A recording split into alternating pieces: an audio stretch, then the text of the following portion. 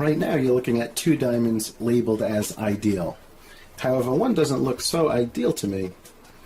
Let's look deeper into it to try to figure out what's going on. So most of our customers are looking for the brightest diamond possible. If the price is around the same, why not get the brighter one? It only makes sense, right? With that being said, many customers are told they have to find an ideal cut diamond. That's the type of diamond that will offer you amazing brilliance. Now when you run a search on many different websites, you'll find out that it's not too difficult to find a so-called ideal cut diamond. But are most of those diamonds really ideal cut diamonds?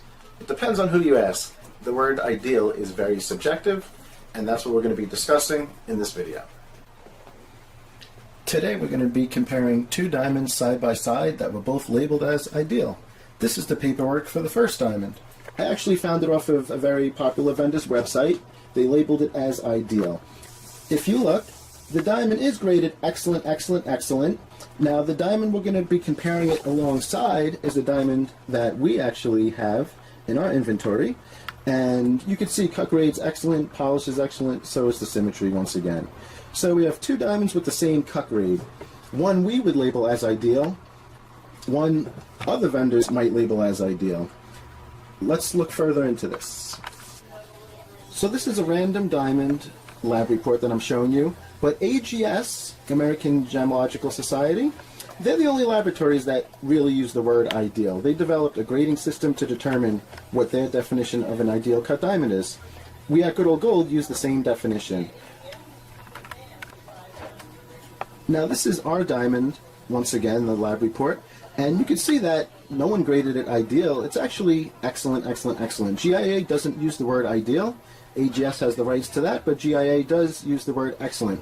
So how do we know, even though our diamond is GIA, that it would be considered ideal if AGS graded it? We're going to go on to that.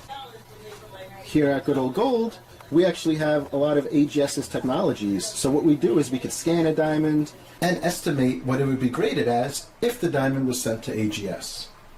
So it could be a GIA graded diamond, it could be an EGL graded diamond, it could be a lab-grown IGI graded diamond. Either way, we'll have a great idea of how AGS would have graded the diamond if it was sent to their laboratories, without the diamond actually being sent there. Now going back to that original diamond that other vendors are calling ideal, if you take a look, it actually gets a 1, a deduction.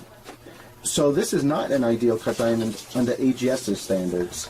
It even received a 1 as far as light performance deduction, and that makes total sense because if you look at the A-set image, underneath the table, there's a ton of light leakage in this diamond. If you go back to the diamond that we consider ideal, you can see there's really not any light leakage in the diamond. So this is kind of paperwork. Now I'm going to show you how the diamonds appear visually, side by side. So this is the diamond labeled as ideal from a few other vendors, very popular vendors. I'm just going to slide in a diamond that is ideal under our definition. And you're going to see that there's a difference in brilliance. You're going to see that there's a lot of dark areas underneath the table compared to light return. That's light leakage. That's exactly what you were seeing in the A set compared to a diamond that has a great A set, really bright, meets our and AGS's definitions of ideal. So once again, you're seeing striking differences between a diamond that Good Old Gold and most likely AGS would label as ideal compared to a diamond that a lot of other retailers would label as ideal.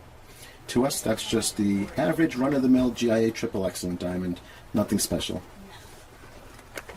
And once again, those vendors have every right to call any diamond they want as ideal. The term is very subjective. So the question I would ask is, under what guidelines are they using to label their diamonds as ideal? Do they match up to Good Old Gold's guidelines or AGS's guidelines? Or are they just labeling every GIA triple excellent as ideal? It makes a big difference. It's also why you might see a price difference between one diamond that we have as ideal compared to another diamond you see ideal on someone else's website. There's a price difference, but visually there could also be a huge difference similar to what you're seeing here.